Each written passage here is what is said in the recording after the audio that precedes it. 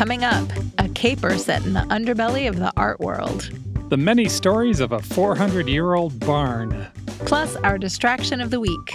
I'm Mel. I'm Dave. This is the Library of Lost Time.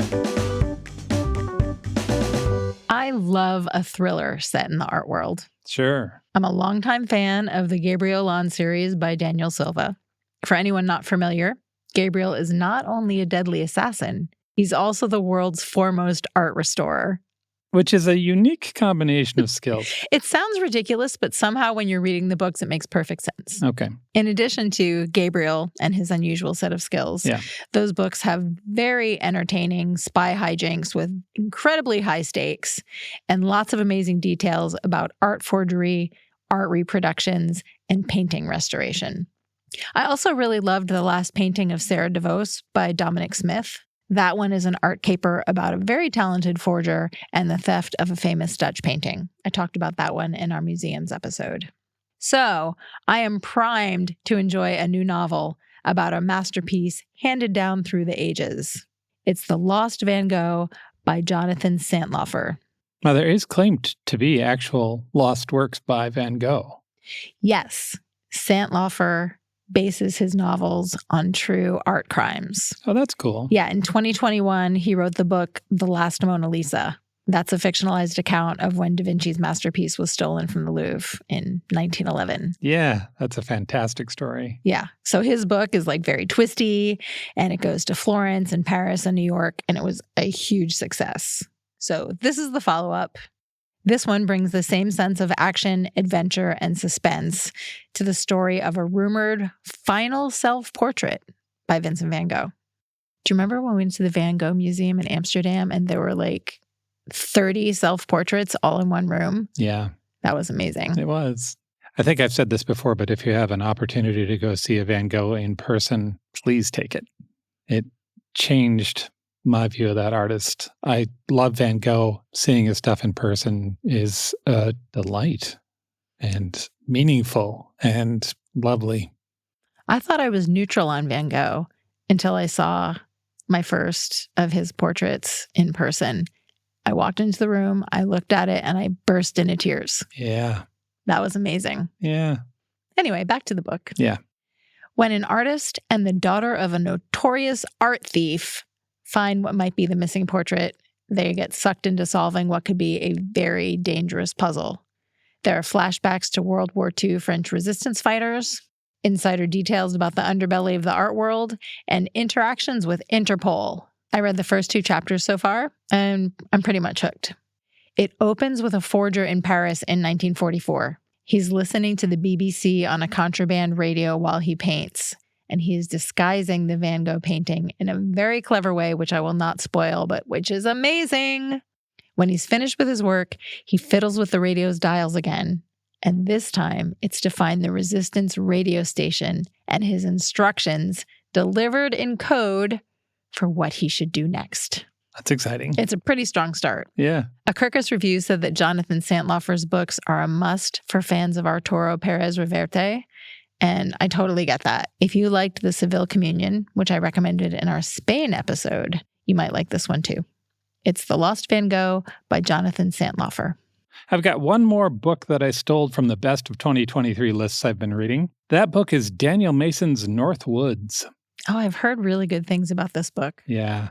This novel explores one of my favorite questions, and the question is, who used to live here? Before I was here, who walked these halls, slept in this room, grew up, who died here? That is just endlessly interesting to me. Northwoods tells the story of a farmhouse in Massachusetts and its residents. It starts 400 years ago. 2 pilgrims have abandoned their settlement and decided to create their own lives. They make up a ceremony to marry themselves. Cute. Yep, out there in the woods. And then they swim naked in a brook. And the man picks up a stone from the water and he sets it down in a clearing to mark the corner of their new home. And that's the start of the barn. That is really sweet. Yeah. There are generations of tenants from there, each with their own story. Sometimes the old details and characters surface again. Maybe there are ghosts in the barn. You may recognize them before the characters do. One of the things that draws me to the book is that it's written in a variety of styles.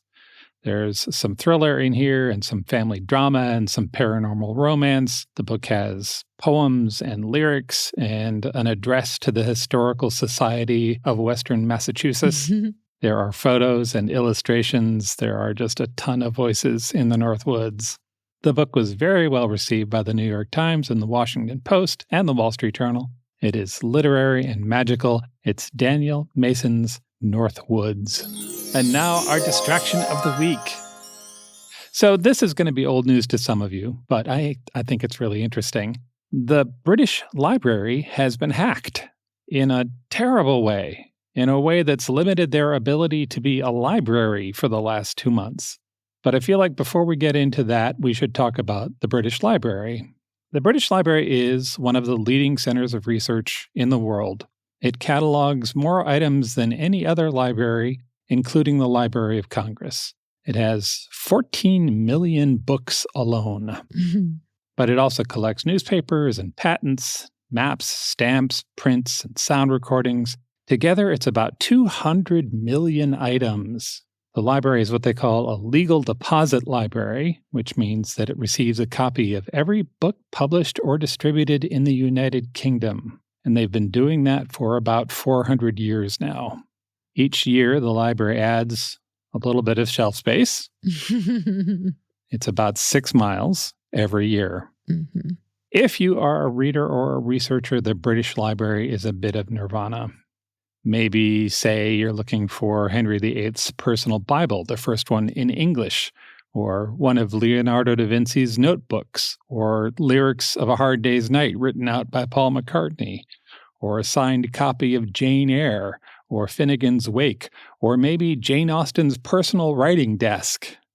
The British Library can set you up with all of those things.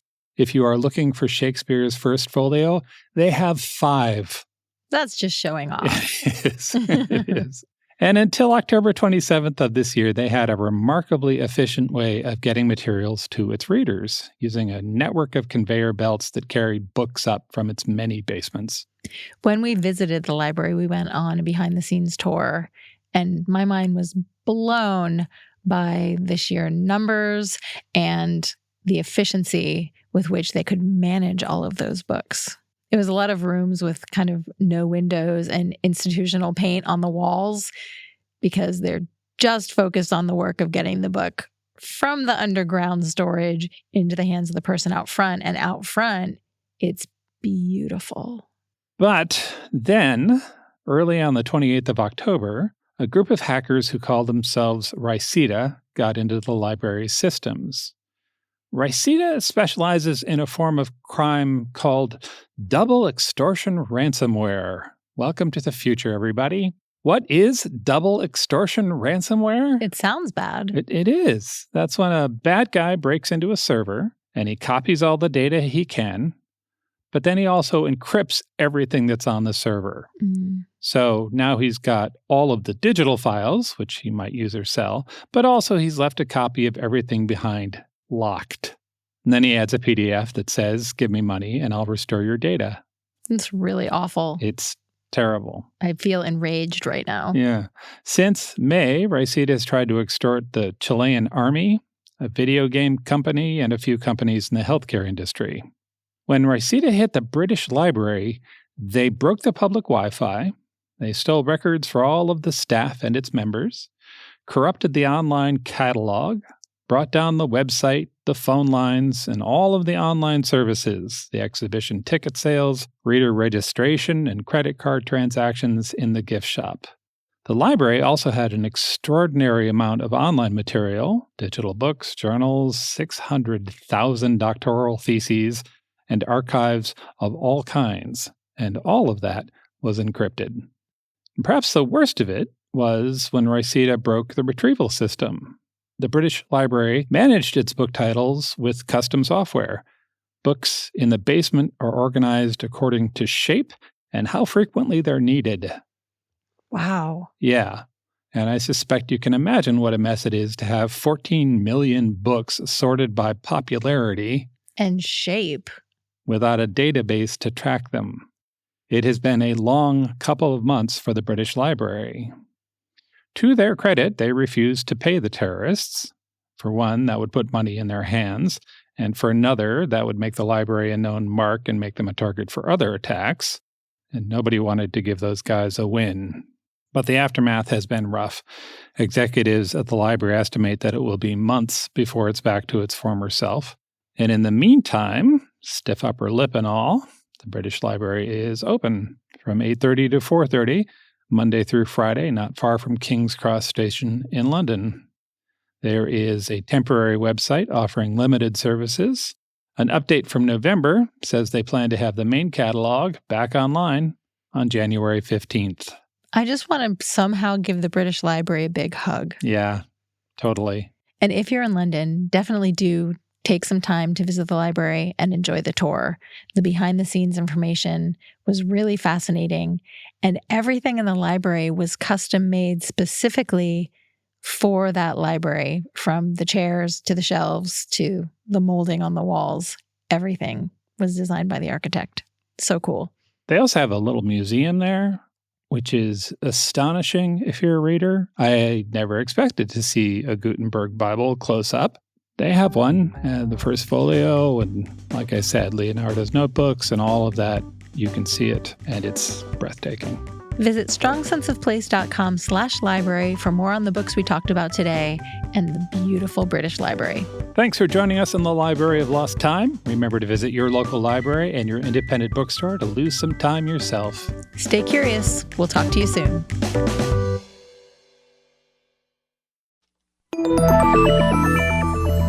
Can you actually change your personality if you want to? How does peer pressure work, and why is it so powerful? Should you ever really trust your gut when you make a big decision? These are just a few of the topics we've recently covered on my podcast, Something You Should Know. I'm the host, Mike Carruthers, and each episode of Something You Should Know covers multiple topics that are likely relevant to you. You'll discover things you can use in your life today, right now, like how to have a great conversation, how to be more courageous, the anatomy of the perfect apology, and much, much more. To date, there are over 1,000 episodes of Something You Should Know, and we've gotten over 4,000 mostly 5-star reviews. I invite you to check out Something You Should Know. Look for the bright yellow light bulb on the blue background. Something You Should Know, wherever you listen to podcasts.